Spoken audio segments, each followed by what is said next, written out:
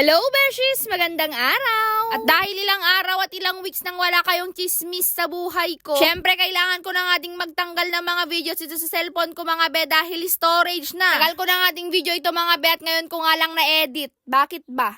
Hala, syempre mahal ko kayo kaya i-share ko nga din sa inyo. Nagluto nga pala kami ni Teyong ng frying saucer dito mga be dahil maulan ng mga panahon na yan. Na para bang makakahigop ako ng 4 na baso ng kape.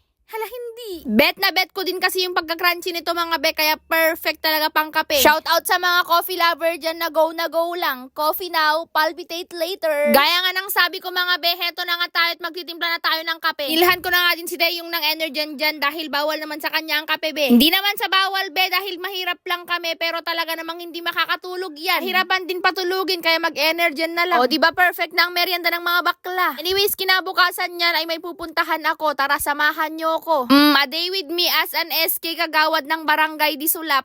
Go! Nakaligo at nagsombrero na ako at baka masunog ang festlock ni bakla. Magmumotor nga lang pala akong papunta kaya dapat naka-video ka. Ganyan ang mga normal na kaganapan ng mga vlogger talaga be. Hala si bakla, ambisyosa. Siya sige tutuloy na nga siya. 1, 2, 3, broom. Charis. O diba tuluyan na niyang iniwan yung cellphone niya? Hindi! Sino nagsabi? Andito na siya be oh. On the way na nga pala akong papunta ng nagsabaran ito mga be at iiwan ko nga lang pala ito sa kabila dahil mahal ang bangka. Charis! Anyway, so punta nga pala ako ng Disulap para kumuha ng bro form be. Shout out sa mga KK ko dyan. Ganito ko kayo kamahal be na para bang muntik na akong nahulog dito. Pataas na nga pala ako dito sa may mga bato-bato dito dahil dadaan nga ako dito sa may tulay. Yes, tama kayo nang narinig dito sa may tulay ng Barangay Disulap. Finally, malapit na tong matapos guys. Konting tiis na lang. Bakit naman sobrang likot ng nagbi-video na yan? Andito na nga pala tayo sa may taas mga be at hetong at patawid na tayo sa kabila. Syempre pag nasa taas ka, ganito nga pala yung view dito. Yes, super perfect. Kitang-kita mo talaga yung halaga niya.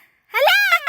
Charis! Nakatawid na nga pala tayo dito at naglalakad na ako dahil wala akong nasakyan. Okay lang, exercise na lang be. Shout out sa mga kabataan ko dyan. Kahit tig 50 nyo lang sa payout be, okay na yun. Hala, hindi. Kuha ko na nga din yung form kaya uwi na din ako. Okay, that's all for today's video. See you on my next mini vlog. Bye!